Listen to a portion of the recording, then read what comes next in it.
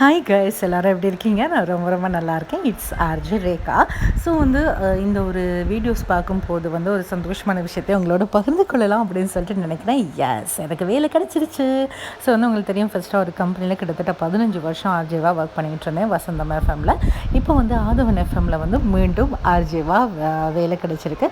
So ரொம்ப happy. எப்போவுமே ஆர்ஜேவாக இருக்கிற நாங்கள் நல்லா பாட்டு கேட்டுட்டு சந்தோஷமாக நேர்களோடு பேசுகிறது தாங்க சந்தோஷம்.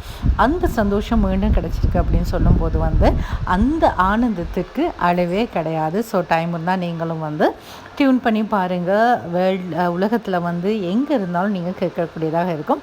அது எஃப்எம் அப்படின்னு சொல்லிட்டு நீங்கள் கூகுளில் டைப் பண்ணாலே உங்களுக்கு கேட்கும்.